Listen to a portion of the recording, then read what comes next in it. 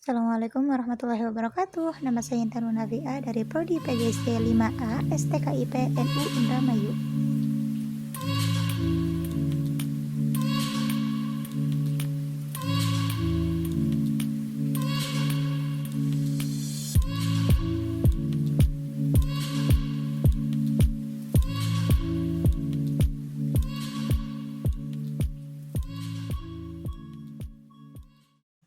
Konsep pembelajaran dalam konteks kurikulum 2013. Pembelajaran dalam konteks kurikulum 2013 ini bersifat produktif, kreatif, inovatif, dan emosional dengan penguatan sikap terpadu. Juga memiliki keterampilan berpikir kreatif dan mampu memecahkan masalah, keterampilan dalam menguasai media, informasi, dan teknologi atau TIK, juga keterampilan berkehidupan dan berkarir. Pengetahuan yang dirancang untuk menghasilkan lulusan yang kompetitif, inovatif, kreatif, kolaboratif, serta berkarakter, guna mencapai orientasi akhirnya ini. Disadari benar bahwa pendidikan bukan hanya dilakukan untuk mengembangkan pengetahuan berdasarkan subjek inti pembelajaran, melainkan juga harus diorientasikan agar peserta didik memiliki kemampuan kreatif, kritis, komunikatif sekaligus berkarakter. Selanjutnya yaitu desain pembelajaran. Desain pembelajaran adalah pengembangan pembelajaran secara sistematis untuk memaksimalkan keefektifan dan efisiensi pembelajaran. Kegiatan mendesain pembelajaran diawali dengan menganalisis kebutuhan peserta didik, menentukan tujuan pembelajaran, mengembangkan bahan dan aktivitas pembelajaran, yang di dalamnya mencakup penentuan sumber belajar, strategi pembelajaran, langkah-langkah pembelajaran, media pembelajaran, dan penilaian atau evaluasi untuk mengukur tingkat keberhasilan pembelajaran. Selanjutnya yaitu penilaian otentik. Terhadap penilaian Angelo dan Cross 1993 menyatakan bahwa penilaian itu merupakan sebuah proses yang didesain untuk membantu guru menemukan apa yang telah dipelajari siswa di dalam kelas dan bagaimana tingkat keberhasilan mereka mempelajarinya. Selain penilaian juga ada evaluasi. Menurut Gronlund 1933 menyatakan bahwa evaluasi adalah suatu proses sistematik untuk mengukur tugas belajar siswa secara representatif. Yang harus dinilai yaitu penilaian formatif dan penilaian sumatif, penilaian pengetahuan dan penilaian perform, penilaian proyek, produk dan portofolio, dan juga penilaian sikap, penilaian diri, dan penilaian proses. Selanjutnya yaitu perencanaan desain sistem pembelajaran. Perencanaan sistem pembelajaran merupakan rangkaian kegiatan yang meliputi perencanaan, pengembangan, dan evaluasi sistem pendidikan yang sedang dikembangkan dengan beberapa kali revisi. Pengembangan desain pembelajaran adalah teknik manajemen yang digunakan untuk menemukan solusi dari masalah pembelajaran atau setidaknya itu untuk mengoptimalkan penggunaan yang ada, seperti sumber belajar, itu untuk mendapatkan pendidikan. Menurut Dick Carey dan Carey 2009 ada 10 tahapan, yaitu yang pertama analisis kebutuhan untuk mengidentifikasi tujuan pembelajaran. Yang kedua yaitu melakukan analisis pembelajaran. Yang ketiga yaitu menganalisis siswa dan konteks pembelajaran. Yang keempat yaitu merumuskan tujuan performasi. Yang kelima mengembangkan instrumen penilaian. Yang keenam yaitu mengembangkan strategi pembelajaran. Yang ketujuh mengembangkan materi pembelajaran. Yang kedelapan merancang dan mengembangkan evaluasi formatif. 9. Merevisi pembelajaran, dan yang terakhir yaitu mengembangkan evaluasi sumatif. Selanjutnya yaitu model pembelajaran scientific process dalam konteks kurikulum 2013. Dalam pandangan Barriger et al. 2010, pembelajaran proses saintifik merupakan pembelajaran yang menuntut siswa berpikir secara sistematis dan kritis dalam upaya memecahkan masalah yang penyelesaiannya tidak mudah dilihat. Bertemali dengan hal tersebut, pembelajaran ini akan melibatkan siswa dalam kegiatan memecahkan masalah yang kompleks melalui kegiatan curah gagasan, berpikir kreatif, melakukan aktivitas penelitian, dan mengembangkan konseptualisasi pengetahuan. Yunus Abidin 2014, 2 125.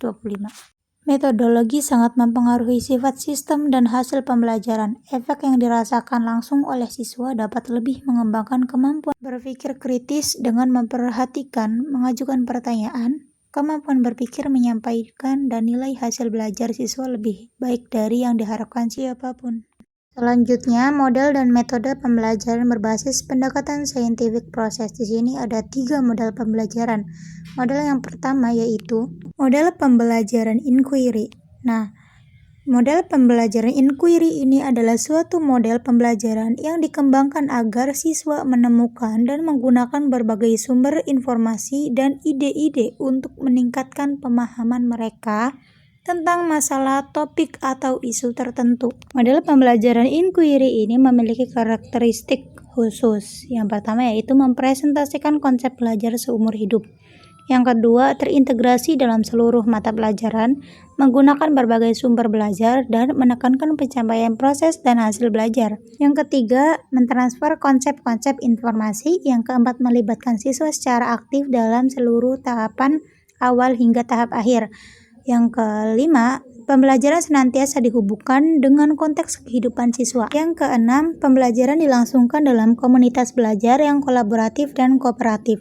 Yang ketujuh, guru dan siswa sama-sama terlibat aktif selama proses pembelajaran. Selanjutnya yaitu model pembelajaran berbasis masalah. Nah, pada model pembelajaran berbasis masalah ini, pendekatan yang mampu merangsang pikiran siswa untuk memperoleh segala keterampilan belajar yang bersifat non-skolastik. Model pembelajaran berbasis masalah ini memiliki beberapa tahapan. Yang pertama yaitu pra-pembelajaran. Tahapan ini merupakan kegiatan yang dilakukan guru sebelum pembelajaran inti dimulai. Pada tahap ini, guru merancang, mempersiapkan media dan sumber belajar, mengorganisasikan siswa, dan menjelaskan prosedur pembelajaran.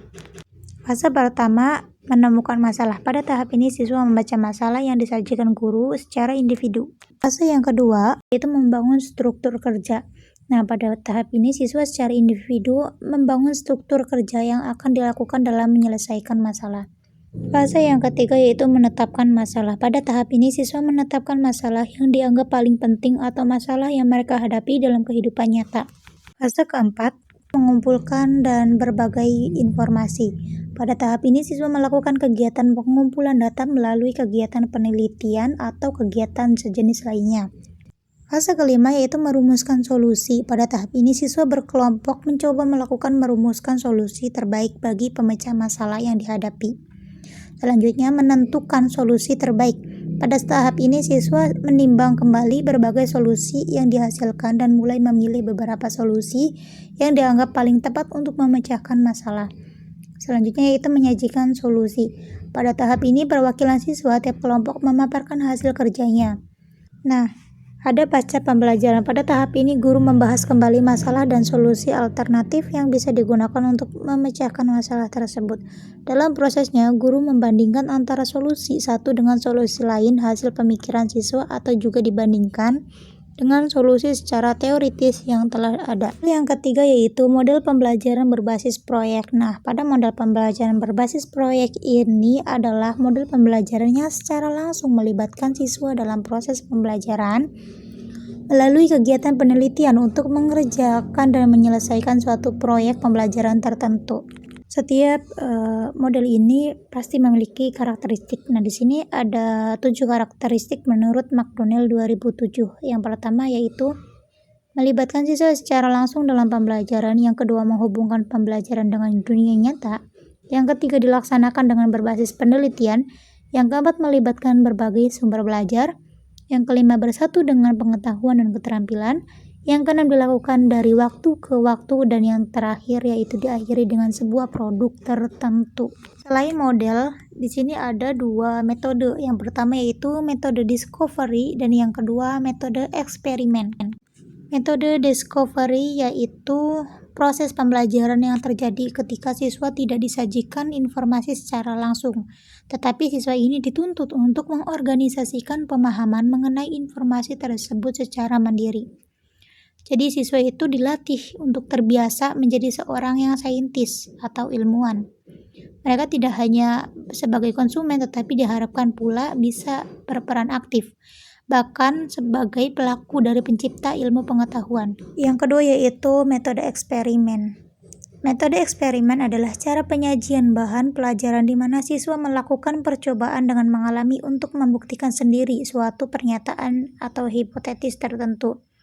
Bertujuan untuk siswa agar mampu menyimpulkan fakta-fakta, informasi atau data yang diperoleh, lalu siswa itu mampu merancang, mempersiapkan, melaksanakan, dan melaporkan percobaan. Siswa juga mampu menggunakan logika berpikir induktif untuk menarik kesimpulan dari fakta, informasi, atau data yang dikumpulkan melalui percobaan tersebut. Siswa juga mampu berpikir sistematis, disiplin tinggi, dan hidup teratur juga rapi.